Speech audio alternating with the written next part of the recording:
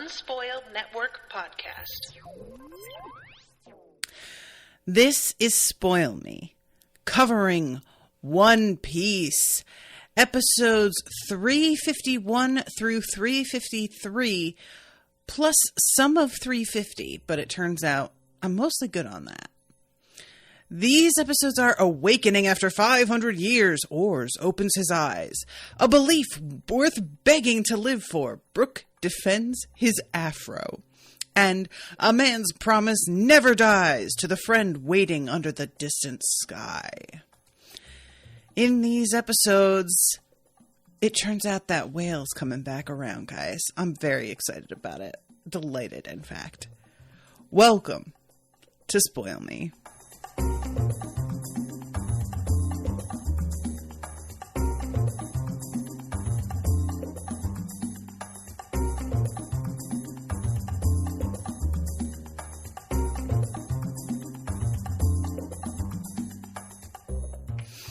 Welcome to the show, everyone. I am Natasha.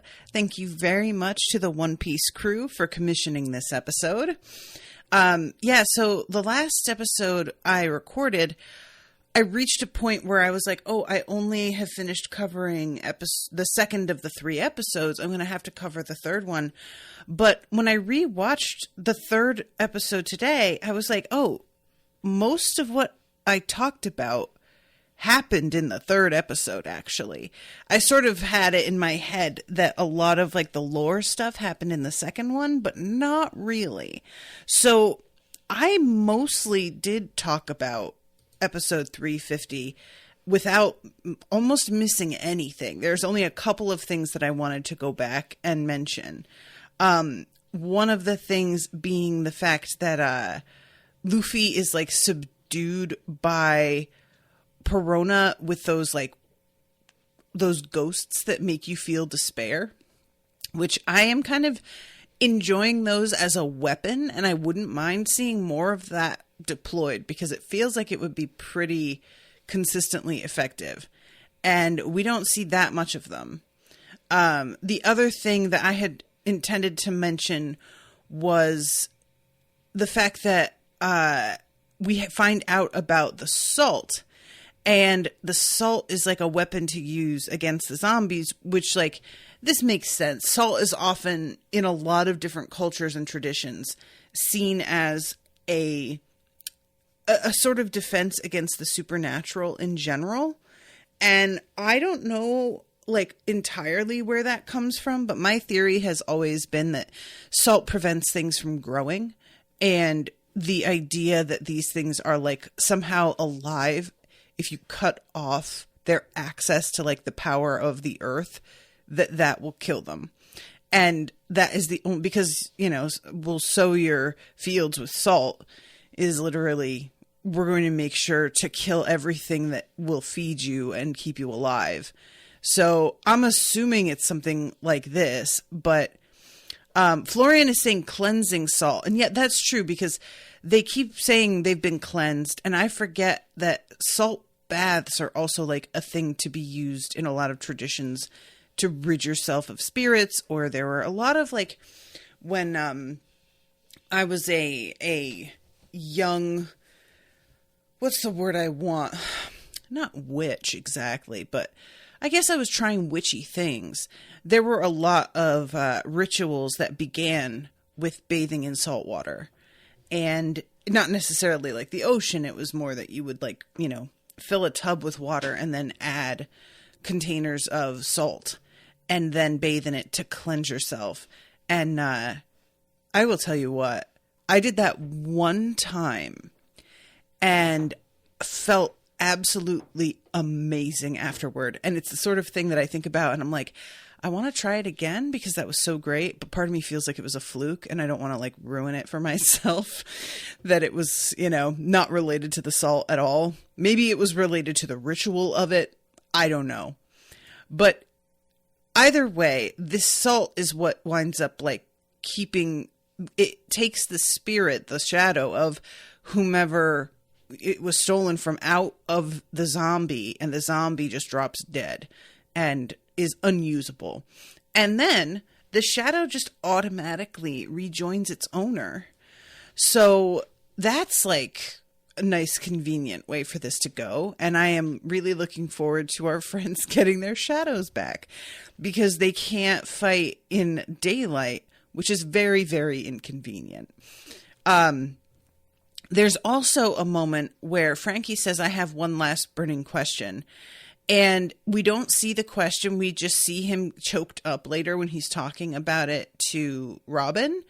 And eventually we find out that the question was essentially, what's your plan? Because you are really scary. And I know you're a gentleman and you have a great attitude, but you've got to know that you go out into the world looking like this and it's not really going to be awesome for you. What keeps you going? What is driving you? And Robin is sort of like, that's really cruel, dude. What's your deal? But it seems like Brook appreciates being asked, to be honest. And we find out that Brook is part of the crew that left that whale at the very, very beginning of the Grand Line and promised to come back for it and never returned. And it turns out they didn't return because they were literally all killed. But this whale is still like pining and waiting for them. And what is his name, guys? If you're there, let me know, because I cannot remember. He says the name, and when he says it, Laboon, thank you, Florian, because when he says it, I was like, that rings a bell. What is that? And then he says he was too young a whale to take with us. And I was like, oh my God, what? Because I just never thought this was going to come back up. I say that it's not even necessarily that I thought it was never going to come back up as much as I just never thought about it again. You know, we had this really sad tale of this whale waiting around, waiting around, and then our crew encounters it. It gets to like fight Luffy and it has fun and enjoys it. Luffy promises to like come back eventually. And I'm thinking whatever we see, if we do ever, whatever we see again of the whale is going to be about it reuniting with our crew. I am not expecting to solve the issue of it being abandoned by this other crew. So personally, it makes me really happy that we're potentially going to go back and visit this guy again. Now, I don't know how long that's going to take, because they have gone, it feels to me, like a really, really long way since then. And it may be that, you know, they wind up getting Brook to come with them on the Sunny, and then they eventually make their way back there, but that's like after a great period of time has passed. Or it could be that they like make it a priority to turn around and go back and bring him directly there. But it also may be that like we don't actually accompany Brook, which I don't see. I feel like we would have to go back. But anyway, I really like this moment. And I think that I have talked about this on other shows, so forgive me if this is something you guys have all heard before. But I am... So the whole thing here is that Brook feels, I made a promise to this little animal, and even though I am dead technically, and all of the crew is dead, I still have it in my power to like make good on this promise and let him know what happened. And I have an obligation to do so because I said I would, and I have no doubt he's still there waiting. Like, yeah, it's been 50 years, but like, who knows? He could still be there. And if on the off chance he is, I have to make an effort. And I fully approve this. My reasons for approving it, though, are like very much wrapped up in this universe, because one, I know that he is still waiting, and that broke my heart. So getting some closure on that, I'm all about it. I also know that even if I weren't like, even if I hadn't seen Laboon with my own eyes and our friends had not encountered him, because of the way One Piece tends to function, I would have assumed, yes, Laboon is still waiting for him. And also, because Brook does have it within his power, this isn't something that's an unreasonable ask. He made this promise, it's weighing on him, and if he just like makes it through what's going on here at Thriller Bark, he will be able to fulfill that promise. And there's really no good reason not to do it. He hasn't got other goals or other obligations that are weighing him down. It is really the one thing that's keeping him going. So for all these reasons, I fully support his attitude about this promise. But I just want to mention now, because I may have said before, I tend towards hating the like concept of promises in stories. And that the reason for that is that I tend to be like, I won't say that I tend towards being a logical person, because that's one of those things that I feel like gets said a lot by people who are unaware that they're unaware of their own emotions. And they think somehow that their emotions are objective fact instead of understanding that they are just emotionally illiterate. So I won't say that I tend towards logic, but I am somebody who feels that the conditions of something should be dependent on circumstances. So if I'm watching something where a person makes XYZ promise, and then they make that promise, for example, to somebody who's like on their deathbed or somebody who is working without all the information, and then circumstances change and that person finds out the promise that they made is actually kind of a fucked up thing to have promised, or that the person who made them promise it didn't fully understand what was happening, or that maybe the person who made them promise is themselves a bad person. There are all kinds of like ways that this can shake out. And the story will depend on that person taking their promise so seriously that everything else falls to the wayside in a way that's like, that I find really sort of cheating, because it creates this like drama, because they start to be willing to get really ruthless for the sake of this promise and are genuinely caught up in it, while I'm sitting there like, just don't do the promise. It's fine. 1, they're dead, or 2, they were wrong, or 3, like there's all sorts of reasons to not keep a promise. And it feels to me every time somebody makes one and they take it super seriously and they're doing it with like this like really laser focused what's the word I want? I was going to say objectivity. That's the wrong word, but you guys know what I'm talking about. It's just, to me, like basically agreeing tacitly that you will never evolve your opinion on a matter and that the facts don't matter. It's simply the promise itself that matters, and everything around it is like not a factor at all, which I think is a bad way to go through the world. So that said, you know, my issue with promise, I would never ask somebody to like make me a promise, because like, I just never believe that things go the way you expect. So there's all sorts of things that I have said in my life with total conviction and then wound up like backtracking on because I turned out to be wrong or things fell out a certain way. So that said, because of the circumstances surrounding everything that's going on with Brook, I fully support his like promise and what it is that he is going for. Whereas a promise like Chopper's, for example, where he's determined to like get the cherry trees to bloom again, it's not possible to do.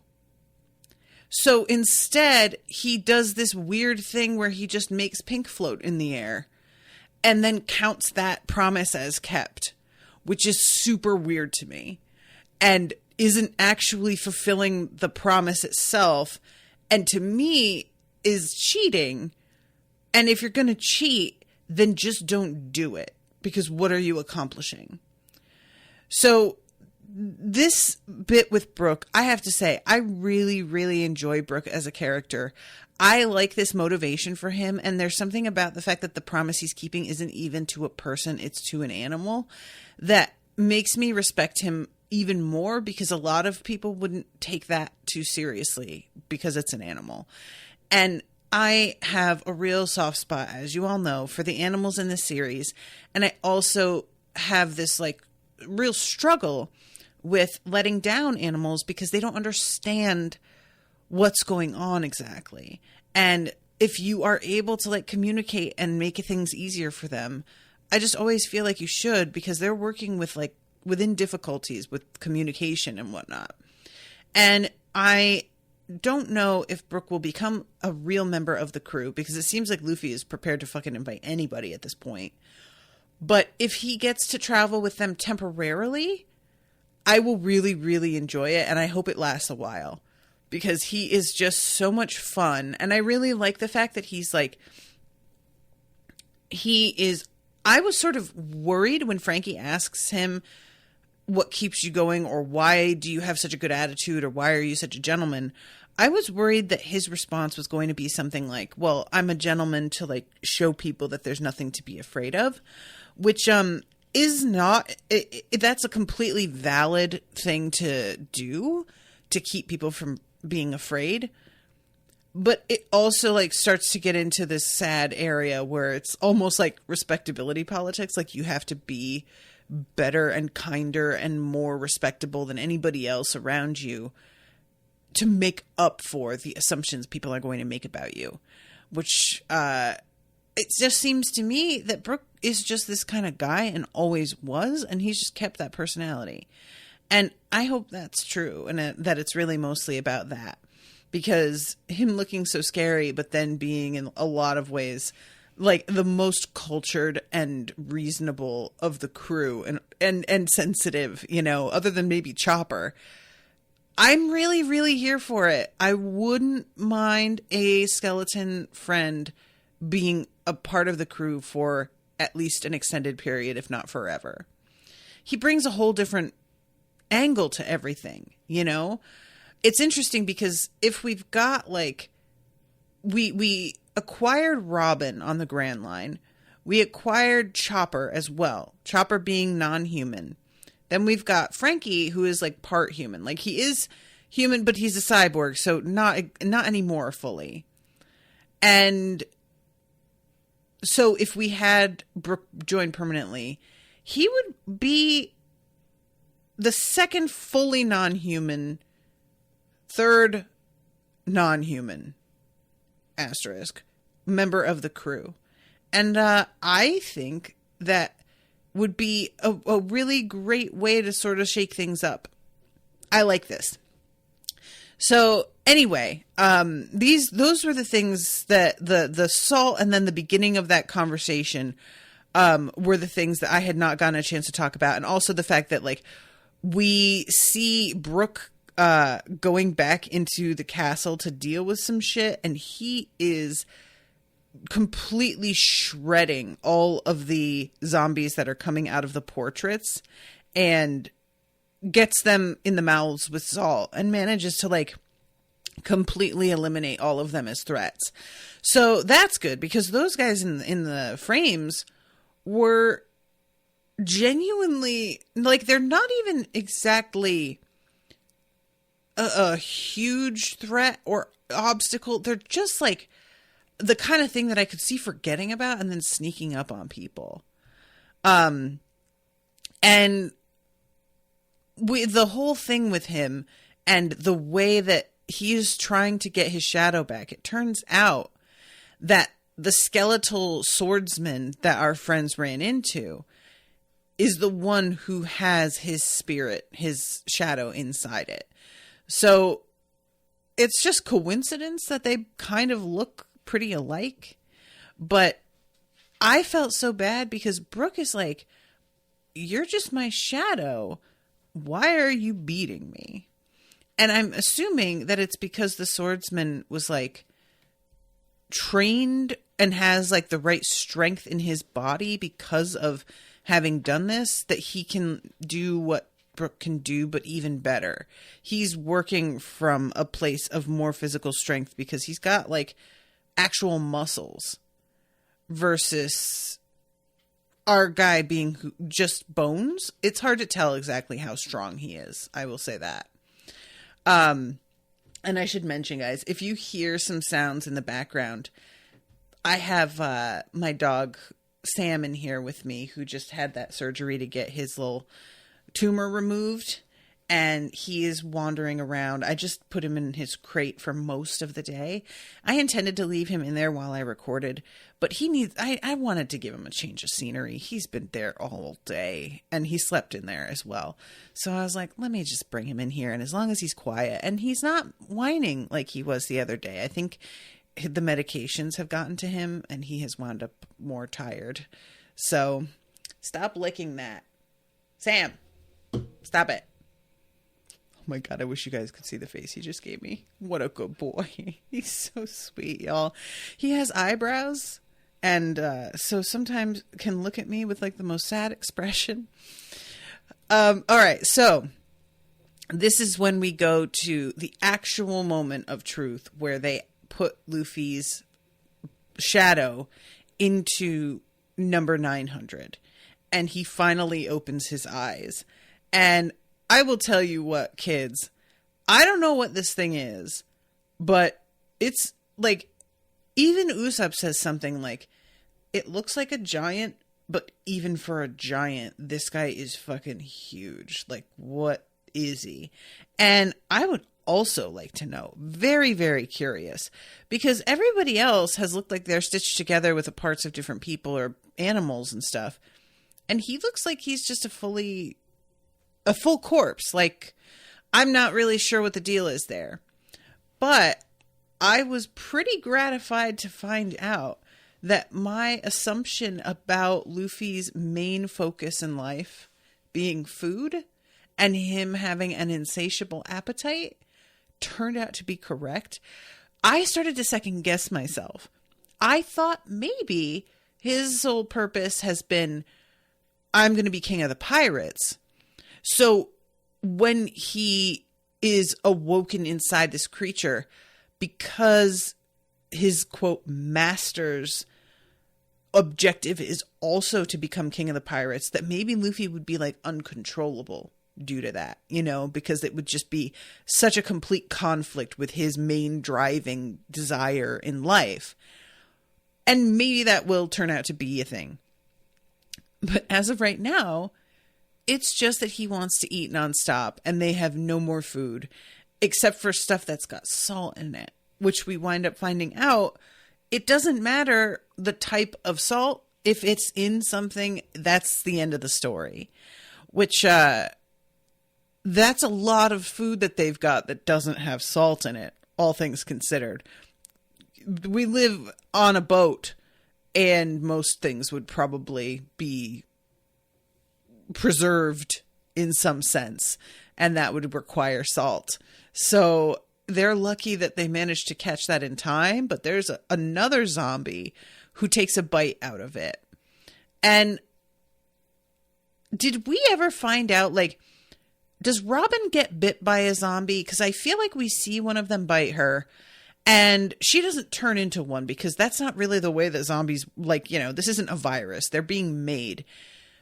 I just don't recall if one of them bit her and if that was like meant to be an expression of hunger or if it was just the way it fought, because I'm so used to zombies being like brains, you know, and going after people in order to infect them because they're drawn to their life force or whatever.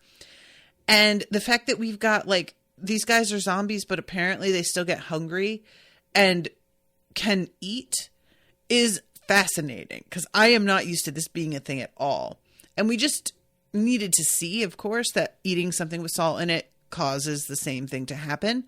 But considering how I was sort of like, oh, you're going to have to like force this down their throat. But if the zombies just get hungry enough and you just put the food in front of them, they just eat it.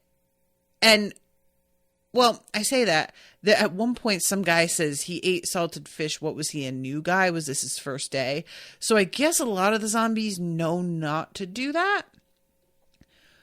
It's interesting to me because of, I'm sure, the orders that they're given, that they haven't got the kind of like self-preservation for their shadow and soul where they're like, oh yeah, let me go and eat something so that I can release this spirit.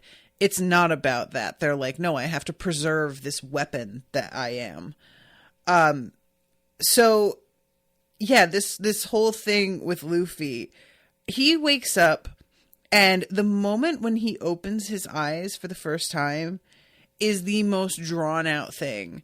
And it's really funny to me because, you know, I get that like in practice, it's probably a very scary thing to see something this size that looks for all intents and purposes quite dead open its eyes. It's very, very shocking. However, as somebody who has just like watched so many zombies running around this whole place, the fact that Usopp and Nami and Chopper all give it away that they're in the room because of the shock of him opening his eyes, I was like, kids, come on. You guys are so bad at this. Like, get it together. You knew this was going to happen. Don't look then. How about that? If it's going to be so difficult for you, just don't look.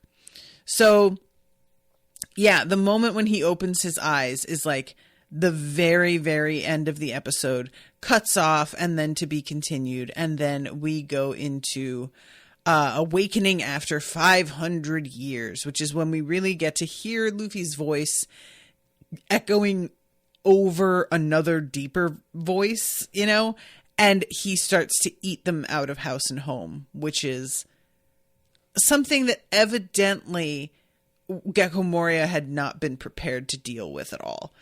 And why would you?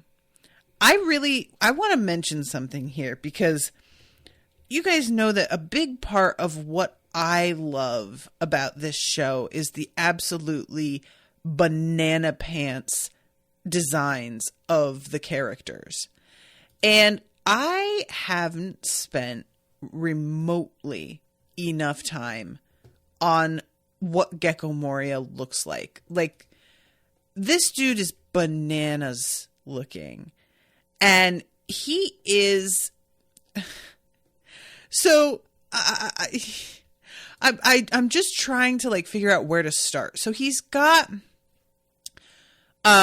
these like pants that go they look like shorts. The thing is that he is shaped like an Easter egg or a teardrop. So the pants, they come up halfway, but it looks like it's much further than that. Like the way that old men wear their pants buckled above their belly, you know, that kind of vibe. And it's really an amazing combo because the pants themselves are like checkered yellow and orange, like a buffalo plaid kind of vibe, or I guess that would be Argyle. No, not Argyle. I don't know. But the point that I wanted to make is that the belt he's wearing with it is like grommeted in a way that reminds me of the kinds of belts that you would buy at like Hot Topic or something. So it feels very much like we're seeing the like somebody just went to a closet full of punk style clothing and pulled out virtually everything that was in there. Underneath this jacket thing, which I will get to, he is wearing a fishnet top, which this illustrator is very fond of fishnet. It is all over the place. And I'm not going to say it's a bad choice because fishnet is a very distinctive look and it changes the whole vibe of an outfit. You can have a whole like dress, shoe, purse combo and feel like you know what's going on. And then you throw fishnets in there and the vibe is totally different. So I'm not mad at it, but it is funny to me how frequently Fishnet turns up. So he's got that underneath a long sleeve black blazer. I hesitate to use that word. It's got a big popped collar in the style of like a Dracula costume that you would buy somewhere. You know, the sort of fan collar that comes up behind your head, like in Elizabethan collars that went in that direction. There was the ruffs, but then they became like those sort of fan-shaped things. It's like that. And it's shaped in a very bat-like, like bat wing kind of style. And then he has got this huge ruff that comes down in a really similar way to Brook's ruff. His like is much bigger and wider, but they both have this like look to them. And when I first saw Brook, I was thinking that we were going for like a Michael Jackson sort of look, especially with the Thriller thing going on, you know? And I'm not sure that's really it. It sort of goes back and forth with what I think is going on there. But then I saw this ruff, and he has a symbol that looks like the symbol that Prince changed his name to. Very, very similar. It's not identical, but it's like a cross with a sort of like crescent at the top that has a really, really similar look when you look quick. And I was like, is it Prince? Is that what we're doing? But I don't think there's any consistent, like, necessarily one-to-one theme here exactly. And, of course, then he's got, like, little scalloped edges to his sleeves, but he's got black gloves on. So it's all one long black, you know, from fingertips to shoulders. The most bonkers part of his design, though, is his neck and head.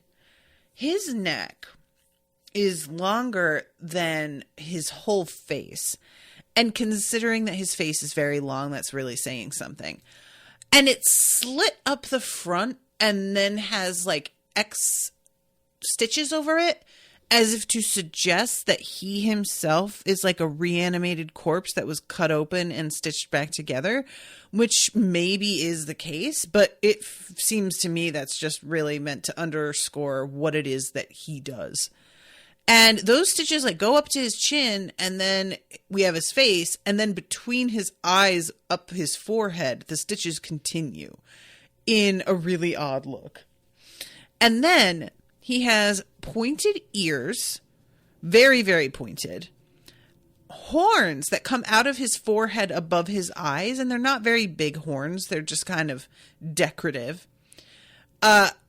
Really, really wide mouth full of sharp, sharp teeth, and dramatically outlined, canted black, simple, like, dot eyes. His eyes are not particularly interesting in comparison to the rest of him. I'll say that.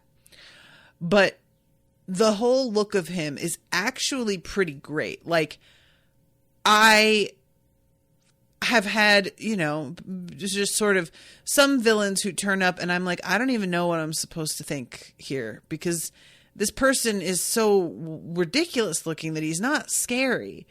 And I feel like Gecko Moria manages to be ridiculous looking and scary. He just really kind of does both. And I respect that, you know? I feel like that's not an easy thing to pull off. Brian says Colleen Clickenbeard, the voice actress who voices Luffy, says that doing the voice of Aura's is the favorite voice she has ever recorded for an anime. That's fun. Her name is Clinkenbeard. I really read that as Chickenbeard at first, which is only a little weirder, actually. Like, Clinkenbeard is a wild name.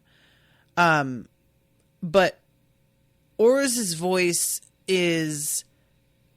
It felt to me just like Luffy's normal voice with like another voice that had been modulated under it. But based on the fact that she said that, I'm assuming she had to do something different actually than just like the regular Luffy voice. So I would be interested in like seeing, I don't know if they have like video of her recording both or what they did for his voice, but that would probably be fun to see. So anyway, yeah, this dude brings this creature to life using Luffy's shadow, but is not prepared for what Luffy's vibe is going to be. And notably, I'm not sure, it doesn't seem like Luffy's devil fruit power transferred. He reaches a hand out and nothing happens. And then says, weird, I expected my arm to stretch out. And maybe it's just that it works differently because it, but it seems as if that didn't work. Which, if this creature is only Luffy's desire to eat and explore the sea, I am so sorry, Gecko Moria, that you wasted number 900 on this guy. But you're not going to get your money's worth at all. And I really wonder, like, if his shadow gets released from this creature's mouth and the creature drops dead, I feel like that's going to mostly destroy the whole ship. Like, Killer Bark is toast. Or is it possible to refreeze him and just like use another shadow at some other point? Because the vibe I get when they bring him to life is like, this is our one chance to use this corpse. And probably in practice, it's not totally like, but also he busted out of the refrigerated sort of area that he was in. Eventually, he just breaks through the wall. So I don't know how well he'd keep. And also because he is so huge, getting the body like picked up and transported back into that refrigerated area would probably be pretty challenging. So yeah, I feel like that's not a thing that our guy wants. I have to mention too, MVP of this episode, Sindri, like, ducking in front of him over and over again and just being like, why are you blocking me? I can't get enough of that. It is such a stupid repeated joke.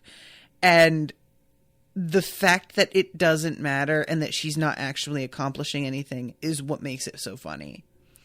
But yeah, and the thing too, when they're talking about, like we have Luffy being brought into this guy's body because Luffy has such a high bounty on him that this man is assuming that Luffy is like a particularly talented like martial artist or something.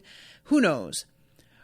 But he also says something about how this is the man who was like the only warrior powerful enough and ruthless enough to be given the name Devil. And his name is Oars, which is a terrible name. I don't know why you would call somebody Oars when they're meant to be like intimidating, but I'm going to just forget that and call him 900. And I don't know anything beyond the fact that this thing is huge, why he is considered such a badass fighter. Saying like, oh, his name was Devil and he was ruthless and powerful. I don't trust your judgment on this anymore, sir, because you just stuck a shadow into him without doing much apparent due diligence to find out whether or not it was going to be the type of person you wanted.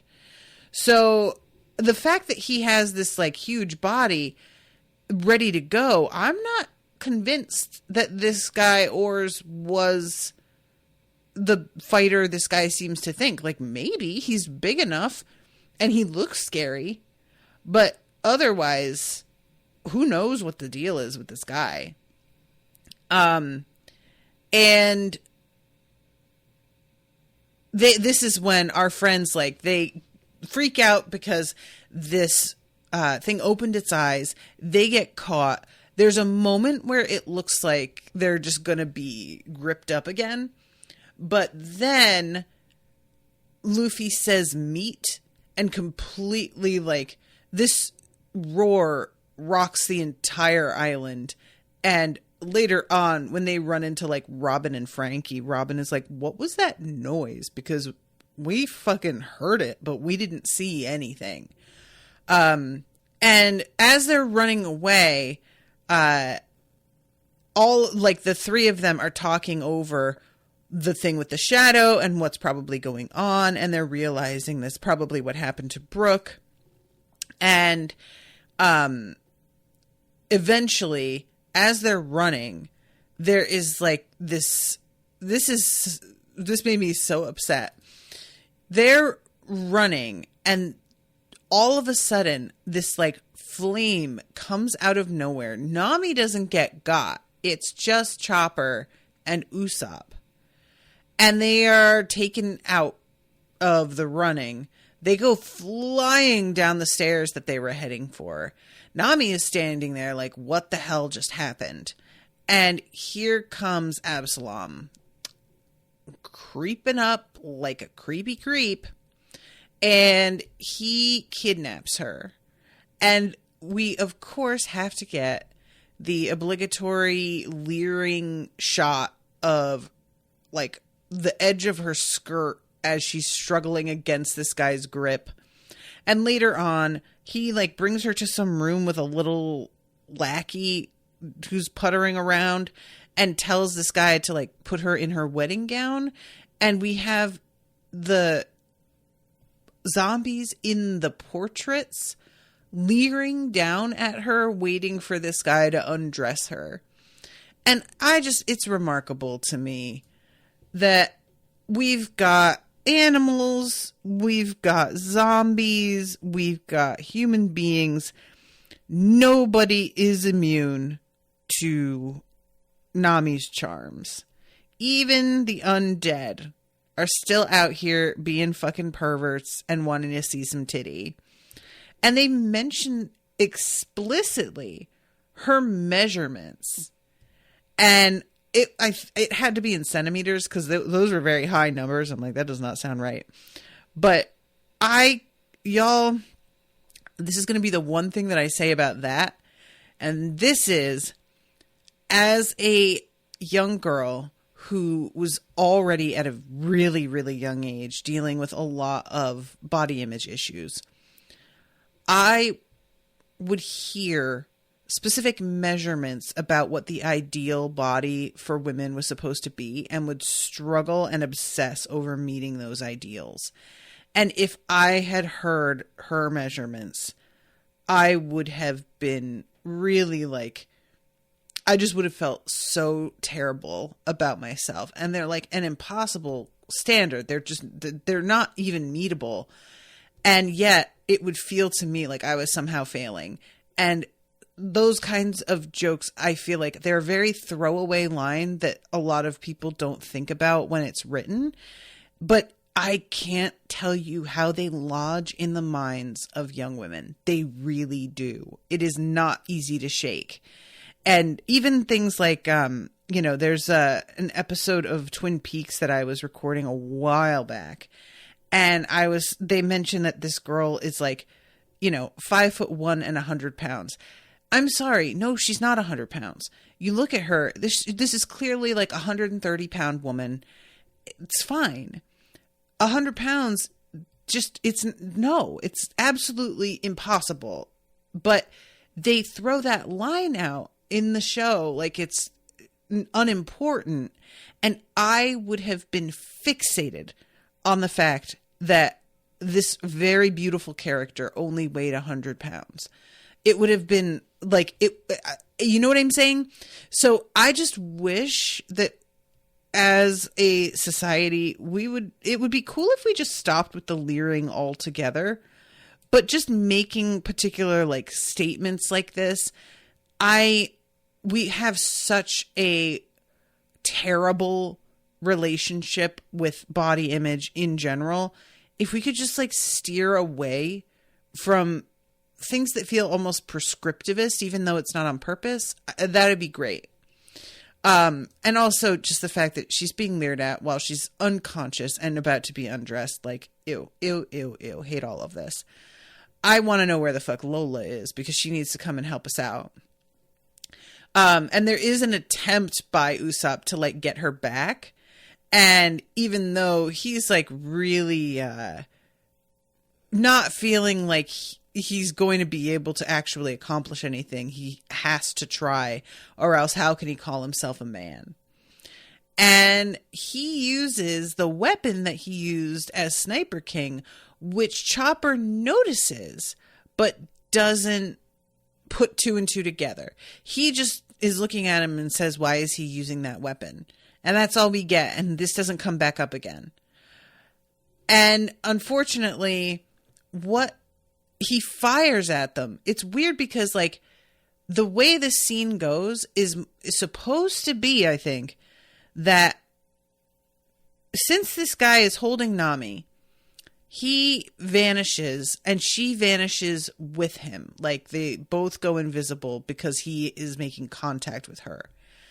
However, Usopp had fired that thing at them, and whether they were invisible or not, it should have still made contact. They were invisible. They weren't incorporeal, as far as I understand it. So it's this really weird moment where his, like, whatever the fire star, it seems to kind of fizzle and go away, even though there's no real reason why it wouldn't have still done some damage. And eventually, Nami's voice comes from another spot in the room. So it's supposed to be that they have moved, but that's after you see the fizzle. And they take a minute to disappear, like vanish from the spot that they're standing in. And they were still there when it would have hit. So it's just a strange thing where it seems to be like the show is trying to make it like they actually physically vanished from the spot, but that's not what's happening, because otherwise this guy couldn't go around invisible and grabbing people because his body is still there. So anyway, this is when a bunch of zombies appear. All of them, like Usopp and Chopper, are both kind of overwhelmed, and I love Usopp specifically saying, "This isn't fair, you guys. There's way too many of you. You're supposed to come at me one at a time." And one of the guys, the zombies, is like, "Man, we just want your shadow. There's no need to totally freak out. It's fine." But, oh, my pup is here. Hey, buddy. Oh, he put his head on me. I'm so sorry, everybody, but I think that everybody can agree that when a pupper comes and he puts his head on you and he's not feeling too good, you gotta rub it. It's required. Requirement of the pupper. He's so sad. I posted a picture on Facebook of him looking at me with this, like, really morose expression. He's doing his best.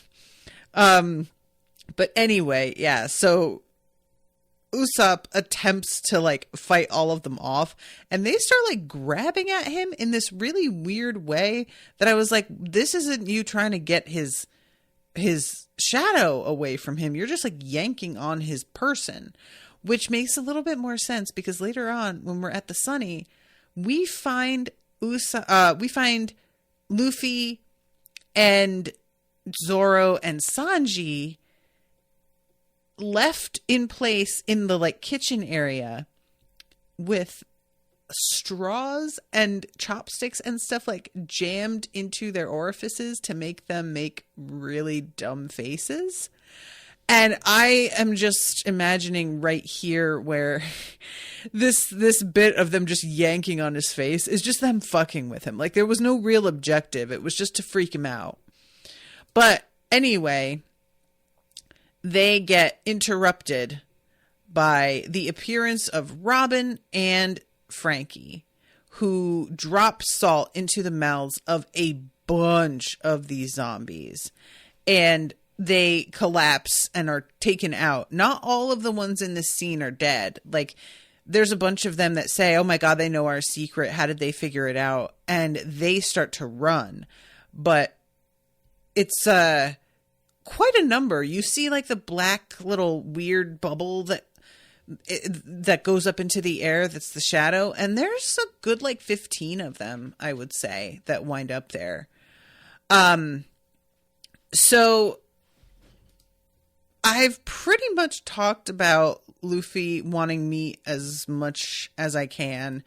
Let's talk about I talked about Brook's like fight against the swordsman and his frustration at the fact that despite this being fueled by his own shadow, this guy is still beating him.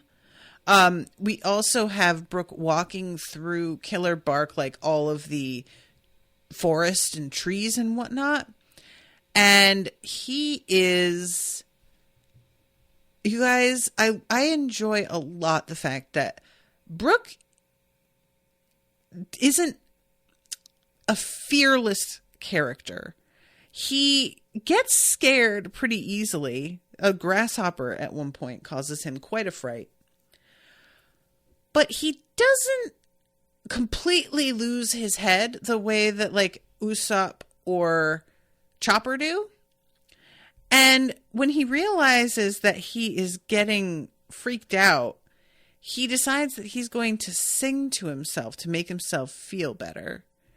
And the song he's humming is that like, yo ho ho, yo ho ho. So spooky, you guys. Like, this is him intending to make himself cheer up, but it is the most eerie thing, especially in that setting and coming from his weird hollow skull mouth. So he's humming this, and all of these zombies are like, where is that coming from? What's the deal? And he has told himself, like, I'm not giving up. And he cuts through all these zombies while he's singing this song. And he gets the reputation of the humming swordsman, despite the fact that at one point they're running away in a crowd and he is like in the crowd with them. Like, things got so confused that he didn't notice who he was with. It's such a weird moment.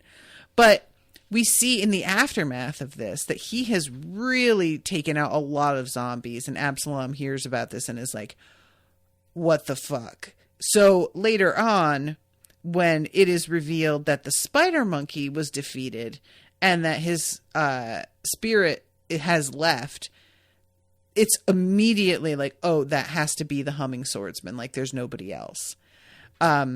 But now there is, because he has shared his knowledge with Frankie and Robin, who tell the rest of the crew. So now everybody knows. The secret's out, kids. And there is something I really enjoy about the concept of having to face yourself in battle, which is like what's going on here. It's, what if something had your spirit but more physical power? That's like a nightmare scenario. Nobody wants that. I hate that. And I felt so bad for poor Brook, like, crashing and burning, because he clearly didn't expect to be taken out so easily. And when we see this, like, is a flashback, but when we see him going face to face with this guy again, the swordsman, I'm sorry, you guys, what are you doing, dog? Stop it. I'm sorry, I don't even know what he's got his mouth around. But the swordsman says something like, it's gonna be the same as last time. No, not the afro. Anything but the afro. And then you, like, get to see the moment where he threatens to cut it off and is like, do you realize how ridiculous this looks to everybody else? And he's like, well, my body has stopped growing, so my afro would never grow back. It would just be gone forever. And he's like, and who the fuck gives a shit? Nobody cares. And I appreciate this, you know? It's like the one part of his body that is at all familiar to him still. Yeah, you want to recognize a bit of yourself. So his shadow is calling him, like, ridiculous and pathetic, and it sucks. I felt so bad for him because he is just truly getting schooled. And he runs away, but he is determined to take this dude down and get some salt into his mouth and get his shadow back. So, yeah, Brook is really, he has his work cut out. So I want to talk like about the next episode, which is the last of the 3. 253, A Man's Promise Never Dies. I talked about the main thrust of this episode, which is finding out about the thing with Laboon and how it was Brooks's crew that left him behind. We also have the reuniting of everybody on the Sunny. I keep wanting to say the Mary, but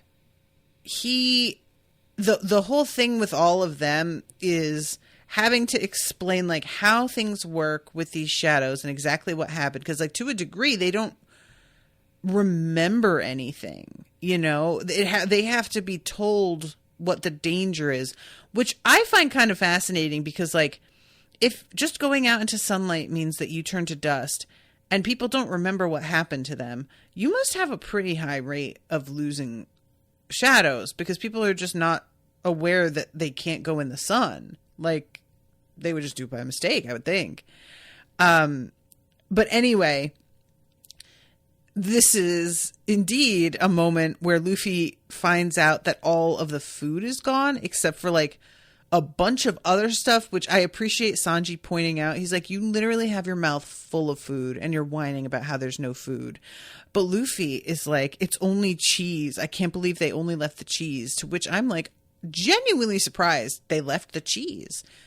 Are you for real? Cheese is like the best. And the fact that he has some is extremely lucky. And I will not hear anything against cheese, sir. I understand your preference is meat, but let's not be disrespectful about it, okay? Keep your head on. And speaking of keeping your head on, Sanji finds out about Nami being kidnapped. And he freaks out to begin with at the fact that she has been kidnapped at all, that she's not here, and gets very much in Usopp's face. But when he finds out that the intent is to marry Nami, he loses his entire shit. And is basically like, well, I'm going to do absolutely anything I need to do to get her back. And it's as simple as that. So, yeah, we know that that's going to be his priority.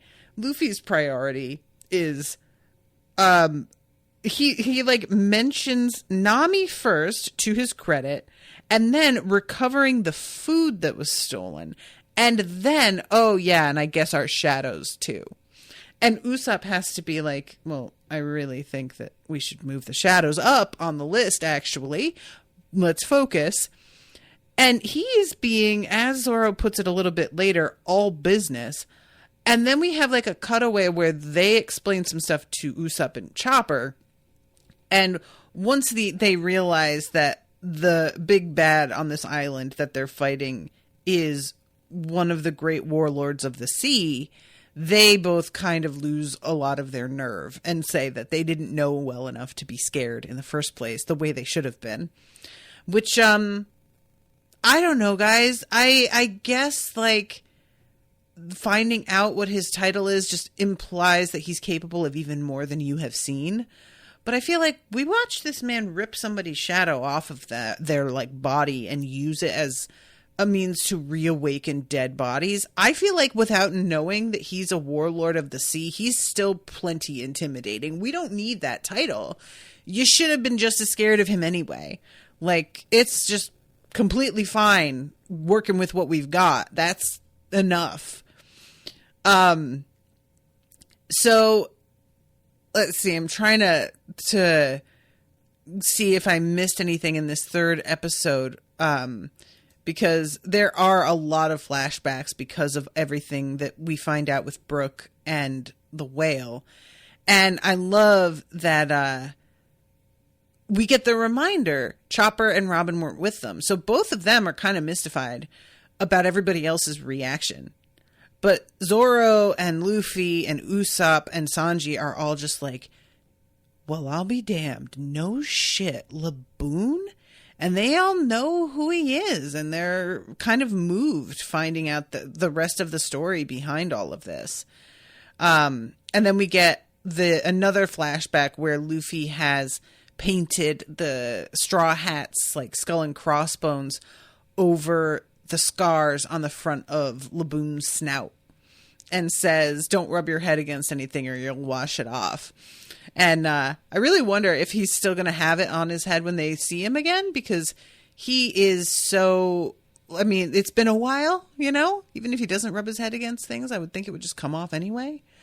But that is pretty much how the episode ends, is like all of them being like, wow, that's Laboon. Okay, I guess we have got to figure out a way to get you back to him. And that's it. So yeah, you guys, I'm still having a really good time. I really like the prospect of our friends having to fight versions of themselves. One of my favorite bits, and this is not mentioned. So nobody says anything to Sanji, I don't think, about what the zombie looked like that his spirit is in. But I feel like Sanji is going to take real exception to finding out that his spirit was stuck inside this weird dog penguin. I think he's going to find that very, very insulting. And then we have Luffy, who describes an encounter with what he thinks was Zoro's shadow. And he says to Zoro, well, he looked just like you. And then we get the slow pan of this fucking creature. And I cannot wait for Zoro to see it and be like, you think this looks just like me? Basically, the way that Luffy frames it is the only reason he could tell that it wasn't Zoro was because he was wearing wooden clogs. And I am looking forward to that bit. I am. Also, the fact that Chopper notices the weapon from Sniper King, I really hope that we're getting a reveal about Luffy, or about Usopp being Sniper King. Really, really hoping that's on the horizon soon. I want my gratification. I want to see it. It's been such a while, and it feels like Usopp is aware, based on the fact that they were sailing away, that they didn't realize it was him the whole time. But it hasn't come up for him to say anything to them about it, which I think is odd. I don't know. I'm wondering if maybe there'll be a mention of something that happened in the battle at Enies Lobby, and they'll be like, you weren't even there. How do you know? And he's going to have to explain. But I really, really want that moment, and it's been a long time. Where is it? Where is it? Where is it? All right, everybody. Thank you all so much for coming, hanging out, listening. I appreciate you all, and hope you're enjoying the content. Until next time, toodaloo, motherfuckers.